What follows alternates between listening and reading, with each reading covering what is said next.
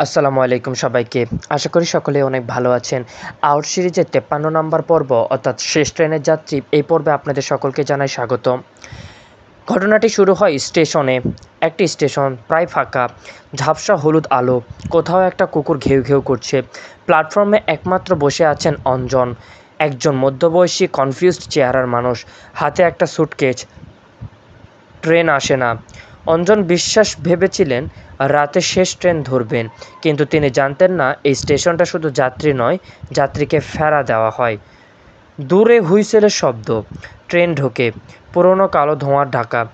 ট্রেনে তেমন কেউ নেই। একটা কামরায় এক বুড়ো লোক তাকিয়ে আছে, আর একটি শিশু হাসছে। এই ট্রেনটা বন্ধ হয়ে গেছে ১৯৮৭ সালেই। অঞ্জন উঠে পড়ে সেই ট্রেনে।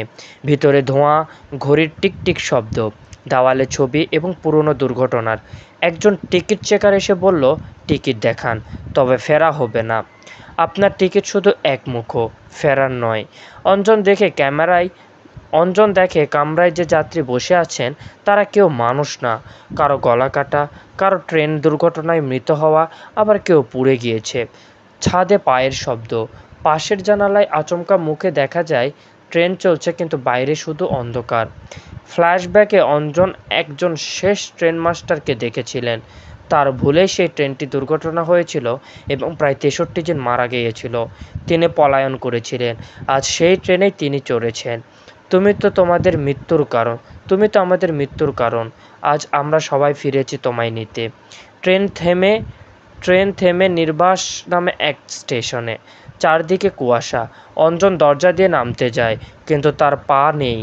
সে জানে সে আর জীবিত নয়। শেষ ট্রেন কখনো কখনো দেরি করে না, শুধু সময়ে ভুলে আপনাকে পৌঁছে দিবে মৃত্যুর দুয়ারে। এই ছিল শেষ ট্রেনের গল্প। আশা করি আপনাদের ভালো লেগেছে। ভিডিওটি ভালো লাগলে অবশ্যই চ্যানেলটিকে সাবস্ক্রাইব করবেন।